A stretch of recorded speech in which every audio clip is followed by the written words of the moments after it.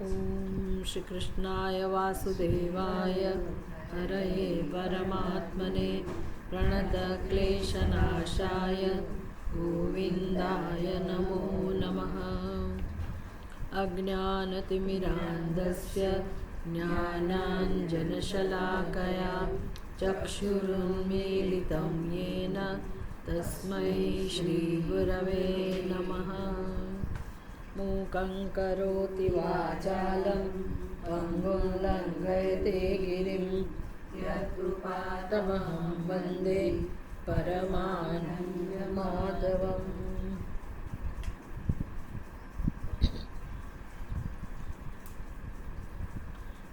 एकादश स्कंद।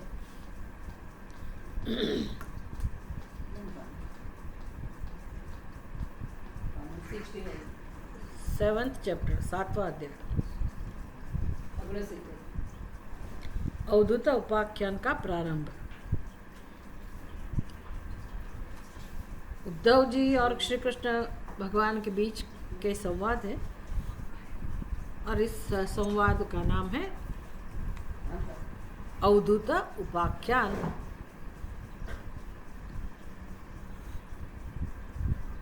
अवधूतों के लिए उपदेश है, अवधूत बनने के लिए उपदेश है, अवधूत को उपदेश किया गया। तो 7वें अध्याय में हमें ये सब मार्गदर्शन प्राप्त होगा। श्री भगवान उवाच यदात्मां महाभाग तच्चिकीर्षितमेव मे ब्रह्मा भवो लोकपालाः सर्वासं मेर्विकाङ्क्षिणः।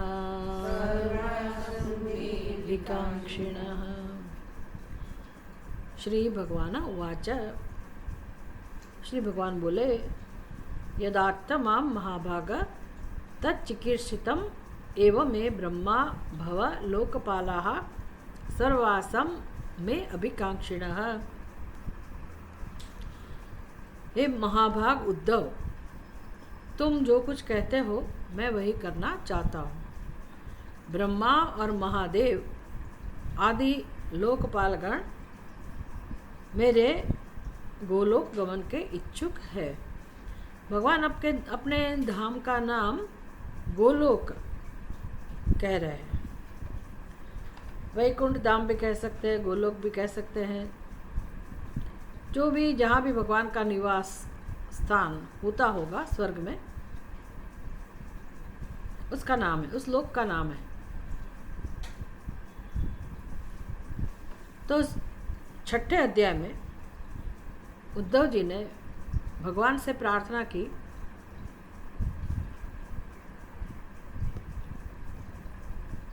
कि हे महायोगेश्वर,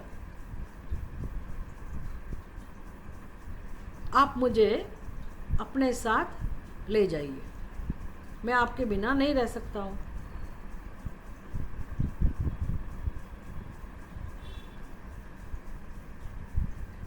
उद्धव जी को पता चल गया कि भगवान अभी अपना अवतार का प्रयोजन सिद्ध करने के बाद अपने लोक में चले जाएंगे, क्योंकि भगवान ने कुछ ऐसा व्यवहार नहीं किया।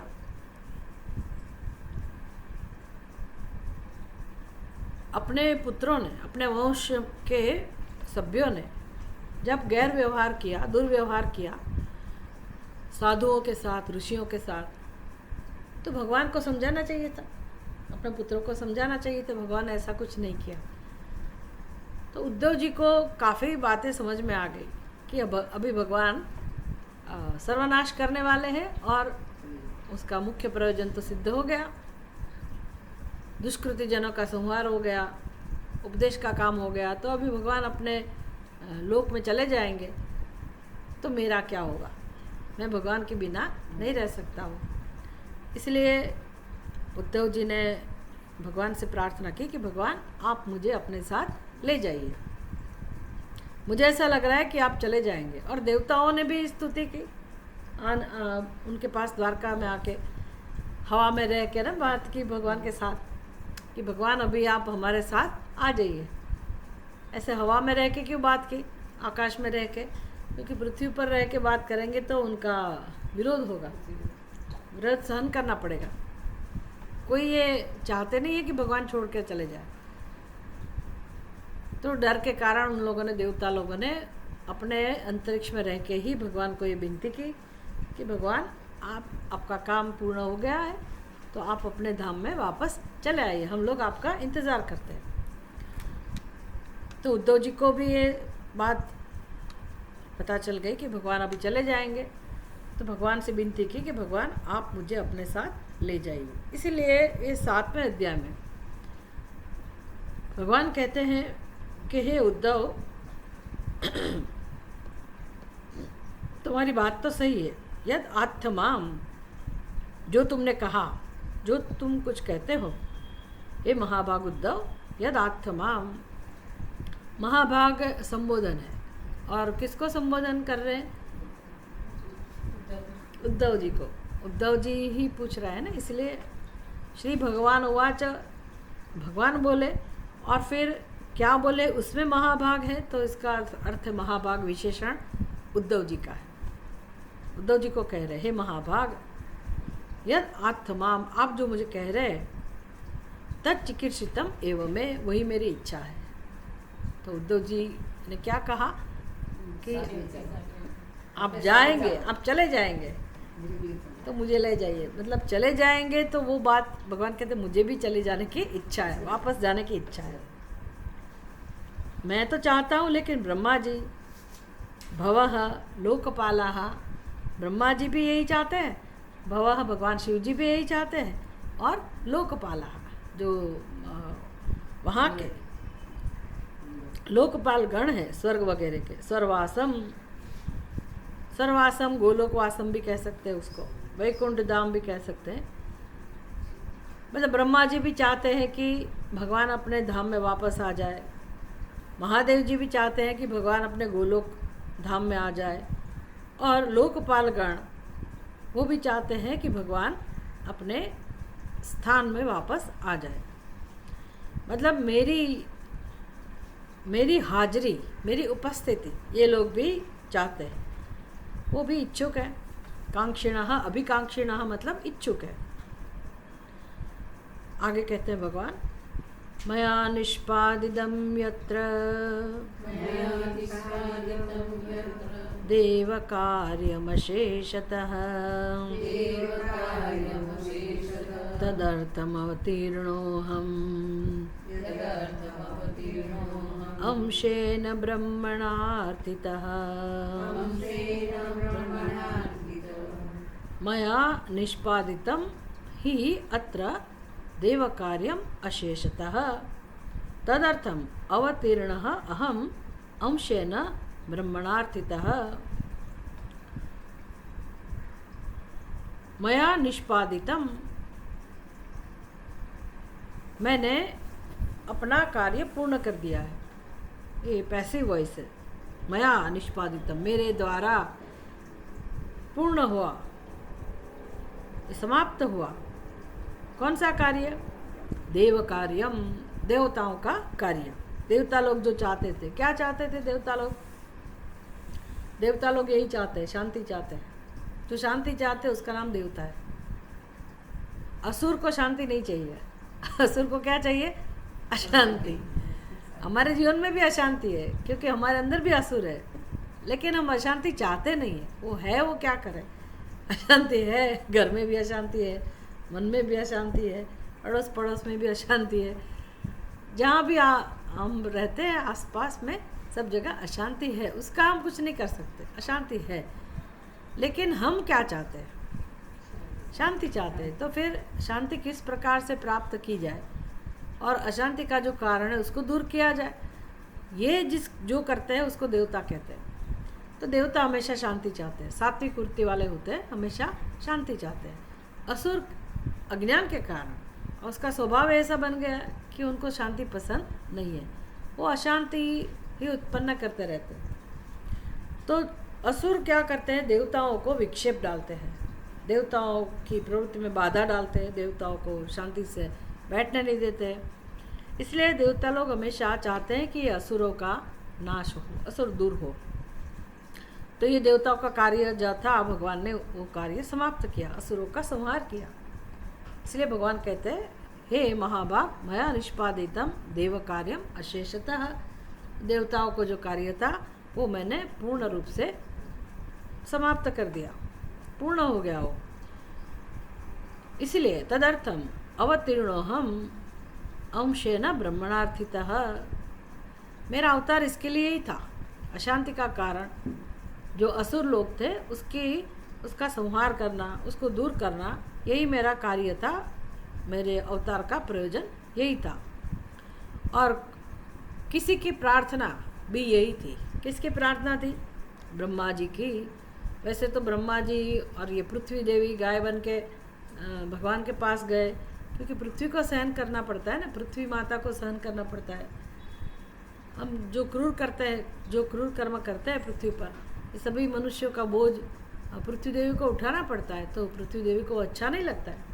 सभी संतान पृथ्वी की संतान है ना, तो जो अच्छे कर्म नहीं करते हैं तो पृथ्वी को बहुत बुरा लगता है। जैसे माँ को अपने बच्चे अच्छे कर्म नहीं करते तो अच्छा नहीं लगता है, उसी प्रकार पृथ्वी को भी ये सब अच्छा नहीं लगता है। तो पृथ्वी देवी गाय बन के भगवान के पास गई थी, ब्रह्मा जी के पास, कि कैसे भी ये असुरों का संहार किया जाए। तो ब्रह्मा जी ने जब ये प्रार्थना की, तो इसके कारण भगवान कहते हैं, मैंने अपने अंश बलदेव जी के साथ अवतार लिया था, और अवतार का जो प्रयोजन था, असुरों का संहार करना था, वो सब काम मैंने कर दिया। अभी क्या बाकी है वो कह रहे भगवान तीसरे श्लोक में, कुलम वै शाप निर्दग्धम नंक्षत्यन्योन्य विग्रहात् समुद्र सप्तमे ह्वयेताम् पुरी च प्लावयिष्यति।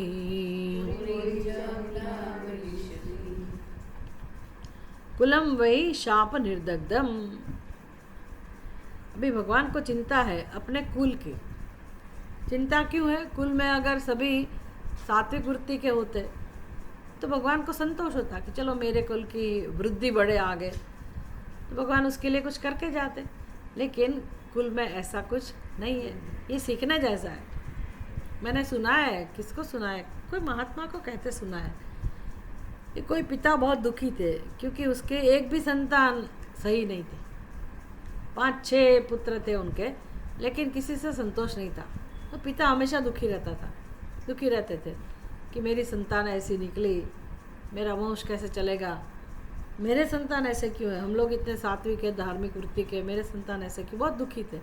तब ये महात्मा ने समझाया उसको कि देखिए भगवान, साक्षात भगवान, उसकी संतान में भी ऐसी स्थिति है, ऐसे इनकी संतान भी ऐसी है, तामसिक है, राजसिक है, राक्षसी प्रकृति वाले हैं, आसुरी प्रकृति वाले हैं। तो फिर सामान्य मनुष्य की संतान ऐसी हो गई तो क्या कर सकते हो। तो जो कारण है तो है, क्या करना, दुखी होने की कोई आवश्यकता नहीं है। तो भगवान की संतान ही ऐसी वैसे भगवान के पुत्र जो है वो ऐसा नहीं है, लेकिन यहाँ उनका वंश। तो कुल का नाश करने का भी एक कार्य बाकी रह गया ना। सब कार्य तो हो गया, लेकिन ये कुल में जो ऐसे लोग हैं राक्षसी वृत्ति के, उसका भी संहार करना चाहिए। तो भगवान कहते वो तो अपने आप हो रहा है, कुल का नाश तो होने वाला ही है। क्यों? शाप निर्दग्धम, उसको शाप मिला ही है। यहाँ से उद्धव जी को पता चला इस बात से कि जब शाप मिला यदुकुल को, तो भगवान की जिम्मेदारी है कि अपने कुल में ऐसा शाप हुआ है ऋषि मुनि का, तो अपने वंशजों की रक्षा की करे भगवान ने कुछ ऐसा नहीं किया, मतलब श्राप का प्रभाव रहने दिया। भगवान ने कुछ प्रतिभाव नहीं दिखाया। इसका मतलब भगवान चाहते ही थे कि कुल का नाश हो। इसलिए उद्धव जी को पता चला कि अभी भगवान यहाँ नहीं रहेंगे, ऐसे कुल के साथ नहीं रहेंगे।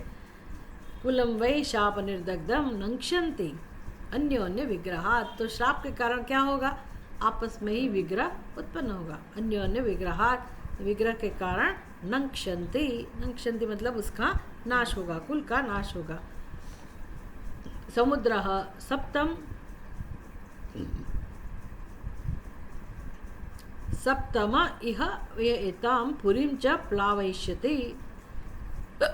7वें दिन, आज से 7वें दिन समुद्र भी पृथ्वी को डुबो देगा। मतलब सुनामी, जरूर सुनामी आया होगा उस वक्त। सुनामी का मतलब तो पता है ना, देखने को मिला सुनामी में क्या होता है। समुद्र कभी अपनी मर्यादा नहीं छोड़ता है, लेकिन सुनामी के समय सब समुद्र का सब पानी पृथ्वी पर आ जाता है और डुबो देता है। तो 7वें दिन ये समुद्र पृथ्वी को डुबो देगा। यर्हि वायं मया त्यक्तः लोकोऽयं नष्टमङ्गलः भविष्यत्यचिरात् साधु कलिनापि निराकृतः।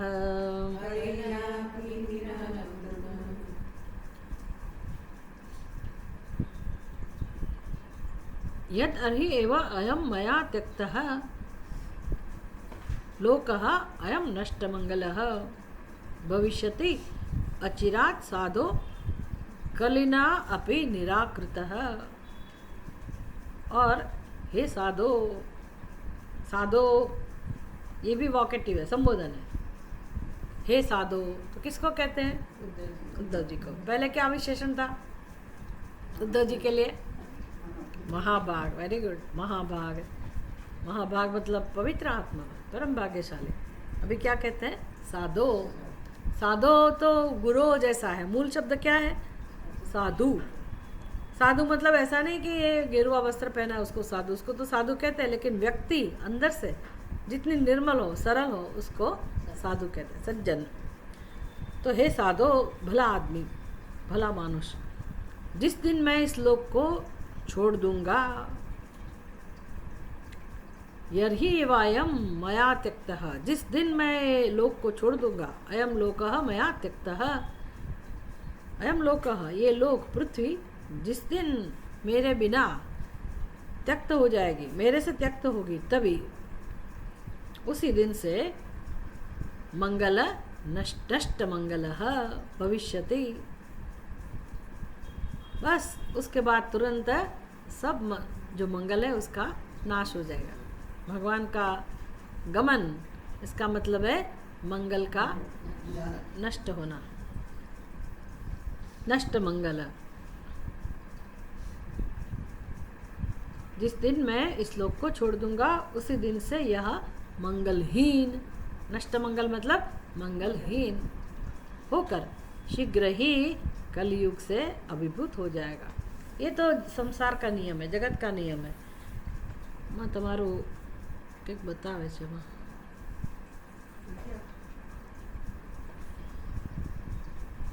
લો બેટરી, તમારી બેટરી જતી રહી છે,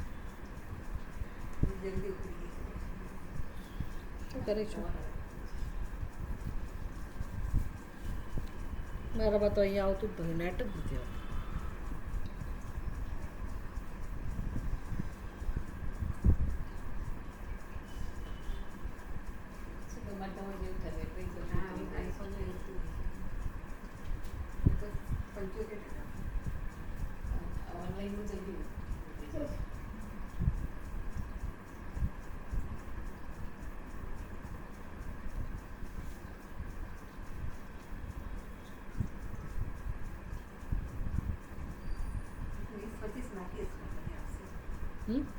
ના એમાં લેબલ આવ્યું ને ક્લોઝ ઇટ એમ, એટલે પછી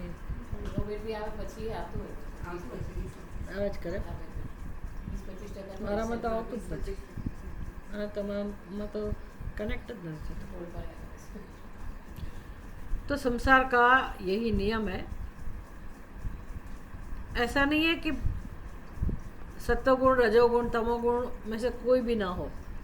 सत्वगुण नहीं है तो रजोगुण होगा ही, तमोगुण होगा ही. तो जहाँ मंगल नहीं है वहाँ ऐसा नहीं कि खाली होगा, वहाँ अमंगल अपने आप आ जाएगा। तो जब से ये मंगल का नाश हुआ तो भगवान कहते हैं कि मंगलहीन होकर शीघ्र ही कलयुग से अभिभूत हो जाएगा।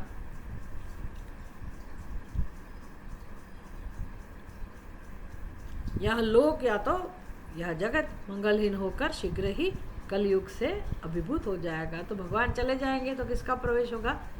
कलयुग का। नवस्तव्यं त्वयैवेह मया त्यक्ते महीतले जनो धर्मरुचिर्भद्र भविष्यति कलो युगे। नवस्तव्यं त्वया एव इह मया त्यक्ते महीतले। हे महाभाग, हे साधो, त्वया एव इह न वस्तव्यम, इसका मतलब है आपको यहाँ नहीं रहना चाहिए, द्वारका में आपको यहाँ नहीं रहना चाहिए। मया त्यक्ते महीतले, पृथ्वी पर ही नहीं रहना चाहिए। वैसे तो मया त्यक्ते, कैसी पृथ्वी? जिसको मैंने छोड़ दिया। महीतले त्यक्ते, त्यक्ते मतलब जिसको छोड़ा गया। मया त्यक्ते, भगवान के द्वारा त्याग की गई हुई पृथ्वी पर उद्धव जी को भी नहीं रहना चाहिए। जनः अधर्मः अरुचि ही,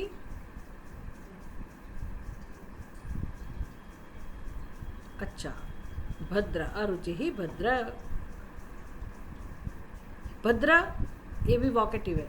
वॉकेटिव मतलब संबोधन, जैसे महाभाग, फिर साधो, ऐसे भद्र, भद्र पुरुष। तो हे भद्र, क्यों नहीं रहना चाहिए आपको पृथ्वी पर? कलयुग में जनः अधर्म रुचि ही, पूरा शब्द है अधर्म रुचि ही। जनः अधर्म रुचि ही, ये मनुष्य की व्याख्या हो गई, मनुष्य के स्वभाव की। धर्म रुचि ही मनुष्य, धर्म रुचि ही जनः, मतलब जिस मनुष्य को धर्म में रुचि है। लेकिन अधर्म, जनः अधर्म रुचि ही, इसका मतलब क्या हुआ? जनः माने प्रजा, और कैसी प्रजा? अधर्म रुचि ही, जिसकी रुचि अधर्म में है। तो जनः अधर्म रुचि ही भविष्यति, हो जाएंगे लोग ऐसे। अभी नहीं है लेकिन धीरे धीरे हो जाएंगे। अभी हम तो देख ही रहे धर्म में किसकी रुचि है, बहुत कम लोगों की। ऐसा नहीं समझना कि लोगों को मंदिर में नहीं जा रहे या दान दक्षिणा नहीं कर रहे, पूजा पाठ आदि नहीं कर रहे इसलिए अधार्मिक है, ये पर्याप्त तो नहीं है। ये तो अधर्म होगा ही, लेकिन अपने कर्म प्रामाणिकता से नहीं कर रहे, जिम्मेदारी के साथ अपने कर्म व्यवहार नहीं कर रहे, तो उसको भी अधर्म रुचि ही कहा जाता है। क्योंकि मुख्य कर्म में धर्म रुचि किसको कहते हैं? कर्म में रुचि हो, और कर्म भी करने का एक तरीका है ना, न्यायपूर्ण कर्म, नीतिमत्ता से कर्म करो, अपना कर्तव्य भाव से समझ के कर्म करो, तो उसको धर्म कहते हैं। भले लोग आजकल उधर बहुत जाएंगे, कहाँ? काशी विश्वनाथ जाएंगे, अयोध्या जाएंगे, चार धाम जाएंगे, देखना कितने लोग जाते हैं। तो क्या इसका मतलब ये हुआ कि सब धर्म रुचि हो गए? अपना काम देखो, काम कैसे कर रहे हैं, जीवन में व्यवहार कैसा है, किसी के ऊपर विश्वास कर सकते हैं आप? किसने बोला हाँ मैं ये इतने समय पे कर दूंगा, ये मेरे से बोलेंगे, लेकिन कुछ होगा नहीं। तो ये इसको फिर धार्मिक नहीं कहते। अपना कर्म जो कैसा है उस हिसाब से आपका निश्चय किया जाता है कि आप धर्म का पालन करते हैं कि नहीं करते हैं। ये कलयुग का लक्षण है। इसलिए कहते हैं कि हे भद्र, जनः अधर्म रुचि ही, ये लोग तो अधर्म में रुचि वाले हो जाएंगे। कब? कलौ युगे, कलौ युगे मतलब कलयुग में। कलयुग में प्रजा की रुचि अधर्म में ही होगी। त्वं तु सर्वं परित्यज्य स्नेहं स्वजनबन्धुषु मय्यावेश्य मनः सम्यक् समदृग्विचरस्व गाम्। ये ना इस प्रकरण का नाम, इस अध्याय का नाम क्या दिया गया? अवधूत उपाख्यान। तो अवधूत किसको कहते हैं? तो देखो यहाँ से शुरू हो रहा है अवधूत के लक्षण। भगवान क्या कह रहे हैं उद्धव जी को कि आप सब छोड़ दो। किसको छोड़ दो? सबको, सबके अंदर स्नेह छोड़ दो। अभी स्वजन को छोड़ना मतलब क्या? ऐसा नहीं है कि उसके साथ नहीं रहना है, रहना तो पड़ेगा ही। वैसे स्नेह अच्छी बात है, लेकिन स्नेह का अर्थ क्या समझना है? जिसमें अज्ञान है, राग द्वेष, डिपेंडेंट है, कि मेरापन है ना, ममत्व है। मेरे पिता, मेरा भाई, मेरी बहन, मेरा सगा संबंधी, मेरा पति, मेरी पत्नी, ये इस प्रकार का जो स्नेह है ना, वो बंधन का कारण है। उसको मुक्त करना है। पति के साथ रहो, पत्नी के साथ रहो, माता पिता के साथ रहो, परिवारजनों के साथ रहो, तो रहना ही पड़ेगा, छोड़ के कहाँ जाएंगे। ये हमारे लिए उपदेश है, गृहस्थियों के लिए, कि हम कैसे मुक्त हो संसार से। तो सबके साथ में रहना है, लेकिन मेरापन जो है, ममत्व है, मेरा पति है, मेरा बंधु है, वो अपनी कल्पना है। हम भी भगवान की संतान है, हम जिसके साथ रहते वो भी भगवान के संतान, तो दुश्मन नहीं है कोई। और निस्वार्थ भाव से रहना, उसका नाम प्रेम है। प्रेम से रहो, लेकिन ये आसक्ति के भाव से अगर हम वही तो करते हैं ना ज्ञान के कारण, उसको छोड़ना है। चलो ये तो गृहस्थियों के लिए, लेकिन जिसका कोई है ही नहीं संसार में, मतलब अभी कोई कारण नहीं है संसार में, जिसका कर्तव्य पूर्ण हो गया और अंदर से भी तृप्त, और जिसके हृदय में भगवान के प्रति भक्ति का भाव जन्मा है, तो भगवान उसको कहते तुम घर भी छोड़ो। मेरा भाई कहते हैं ना, बंधु छोड़ा, पति छोड़ा, सब छोड़ दिया। छोड़ सकते हैं, छोड़ के कहाँ जाएंगे? वो अभी कोई व्यवस्था नहीं है। पहले ज़माने में अच्छा था, कहीं भी जाओ आपको भिक्षा तो दे देंगे। अब सब भूमि गोपाल की, आप पर्यटन करो, खास करके भाइयों को, बहनों को तो ऐसा उपदेश नहीं था। तो यहाँ उद्धव जी को भगवान कह रहे तुम अवधूत बन जाओ, सन्यासी बन जाओ। तो कुटुंबी जनों, स्वजन बंधुषु, अपने जो लोग हैं, स्वजन है, जो बांधते हैं, स्वजन ममत्व है, ऐसे बंधन के कारण जो है, उनमें जो आसक्ति है उसका त्याग करके स्नेहम परित्यज्य सर्वम परित्यज्य, और मुझे प्रेम करके। ऐसा नहीं कि खाली छोड़ के खाते पीते रहो, भटकते रहो, ऐसी बात नहीं है। बंधना तो है ही, लेकिन कहाँ बंधोगे? ये संसार छोड़ के अपना मन कहाँ रखना है? परमात्मा में। भगवान कहते हैं मयि आवेश्य मनो ये माम नित्य युक्ता उपासते, आपका मन मुझे समर्पित करो। मयि आवेश्य मनः सम्यक, अच्छी तरह से अपना मन मुझे समर्पित करके समद्रुग विचरस्व गाम, समदृष्टि बन के पृथ्वी पे विचरण करो। कहीं भी ममत्व का भाव ना हो, घर में भी नहीं। अनिकेतः स्थिरमति ही, कहाँ सुना है ये सब? लक्षण है भक्त के। घर में रह के भी, अनिकेत मतलब घर में रह के भी जिसका ममत्व नहीं है, उसको कहते हैं अनिकेत। मेरा घर नहीं है, ये हम सोचेंगे तो समझ में आएगा। अभी दुख होता है मेरे नाम का घर नहीं है, किराए पे रहना पड़ता है, ये है वो है, अगर किसी को ऐसे समस्या है तो। लेकिन मान लो मेरा घर है, मेरे नाम का घर है, ये वो, तो भी हम चले गए तो घर तो यहाँ ही रहेगा। मेरा घर करते रहते हैं, अभी किसका घर है? वो बोलेंगे मुझे मिला, इसको दिया, इसको नहीं दिया, ये भी टेम्पररी है। किसी के भी नाम की संपत्ति हो, किसी को भी कुछ मिला हो विरासत में, किसी का भी नहीं है, सब चला जाएगा। तो जब ऐसा ही है तो अभी क्यों नहीं इसका हम स्वीकार करें? कुछ सालों के बाद मेरा नहीं रहेगा, भाई अभी भी मेरा है ही नहीं वो, फिर क्यों उसमें आसक्ति रहनी? उस प्रकार से रहो। इधर टूट गया तो है मेरे घर में तोड़फोड़ हुई, मुझे यहाँ असर होती है, मेरे घर में ये हो गया वो हो गया। तो इस प्रकार से आप अपनी साधना करो, स्वच्छंदता पूर्वक, मतलब प्रेम से विचरण करो, स्वतंत्रता पूर्वक पृथ्वी पर विचरण करो। यदिदं मनसा वाचा चक्षुर्भ्यां श्रवणादिभिः नश्वरं गृह्यमाणं च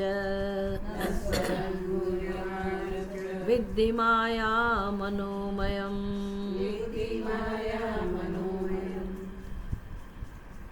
यद इदम मनसा वाचा चक्षुर्भ्याम श्रवणादिभिः गृह्यमाणम माया मनोम विद्धि, माया मनोमयम विद्धि नश्वरम विद्धि। विद्धि माने जानो, समझ लो। भगवान क्या कहते हैं उद्धव जी को? ये अवधूत उपाख्यान, हमें भी अवधूत बनना है। ऐसा नहीं कि ये उद्धव जी के लिए था, वो तो बात खत्म हो गई। हम क्यों पढ़ रहे हैं सब? हमारे काम की बात, हमें अवधूत बनना है। तो अवधूत किसको कहते हैं? पहले तो सब कुछ छोड़ दिया, कम से कम घर नहीं छोड़ सकते लेकिन आसक्ति हम छोड़ सकते हैं, ममत्व छोड़ सकते हैं। फिर क्या कहते हैं भगवान कि छोड़ने का प्रकार क्या है? छोड़ा कब जाता है? घर से बाहर निकल गए, इसका मतलब ये नहीं कि मैंने घर छोड़ दिया। बाहर जाके भी बुद्धि में तो यही रहेगा कि मेरा घर है।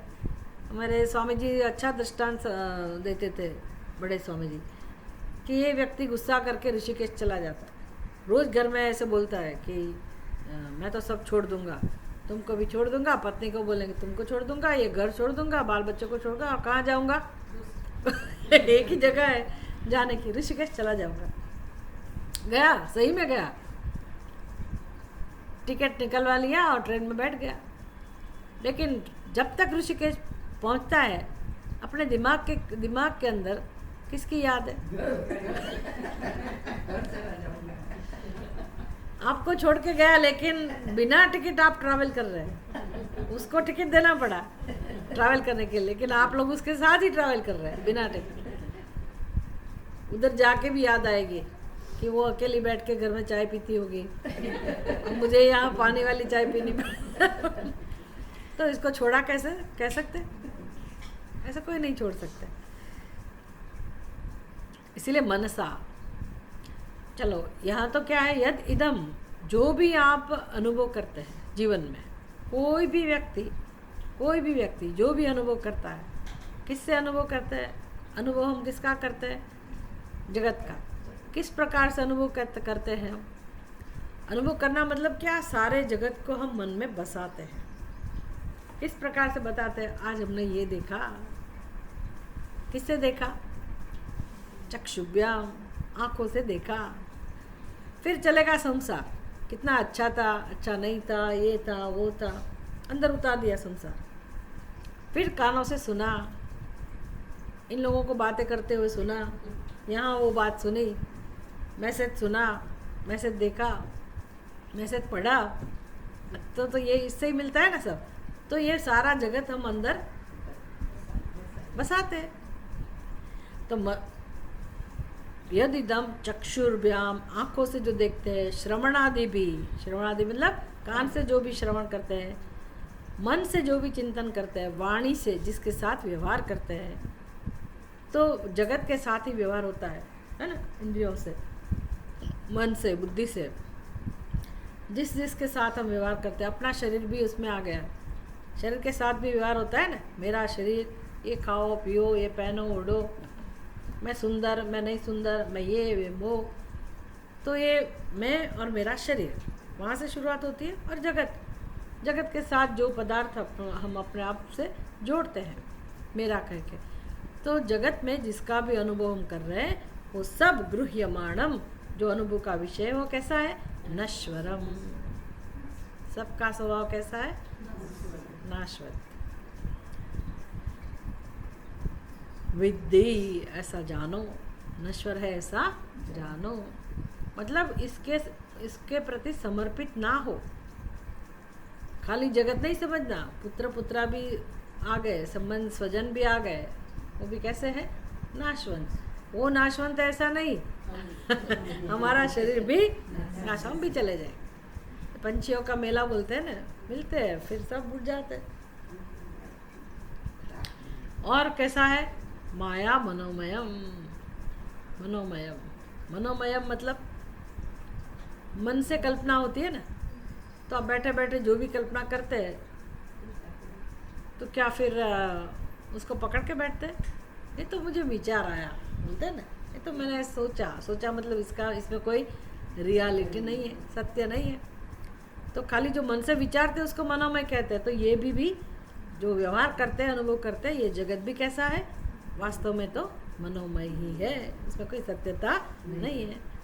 लोगों को नहीं जाके बोल सकते, ये हमें समझना है, ये मनोमय है। इसलिए किसी ने दुख दिया तो हम उससे भी ऊपर उठ सकते हैं, और सुख की अपेक्षा रख के बैठते हैं वो भी नहीं होगा। ये वैराग्य हुआ। माया मनोमयम विद्धि। वैराग्य किससे आता है? सत्य समझने से। खाली छोड़ने से वैराग्य नहीं आता है, सभी चीज़ों का स्वरूप जानने के बाद हमारे अंदर वैराग्य होता है। वैराग्य मतलब कोई चीज़ निकम्मी है ऐसा नहीं है। सभी वस्तुओं का स्वभाव जो मेरे से जुदा है, आत्मा से जो भी भिन्न है, जिसको मैं मेरा कह सकती हूँ, जिसका अनुभव हो सकता है, वो सब अनात्मा है, जड़ है, दृश्य है, उसमें कोई सुख कभी भी नहीं हो सकता है। ये समझना, उसको ऐसा मानना ऐसा नहीं, ऐसा ही है वो समझना, उसका नाम वैराग्य है। फिर अपने आप अपने मन में उसके प्रति जो राग द्वेष है, आसक्ति है, वो नहीं रहेगी। फिर मौज करो जीवन में, और क्या करना है। भगवान ऐसा नहीं कहते कि खाओ नहीं पियो नहीं, अच्छा मिलता है तो खाओ पियो, कोई बात नहीं। स्वास्थ्य का ध्यान रखो, खाना चाहिए कि नहीं खाना चाहिए वो देख के फिर आप खा पी सकते हैं। विद्धि मनोमयम। चलो ये उपदेश भगवान आगे जो कर रहे हैं वो हम नेक्स्ट क्लास में देखेंगे।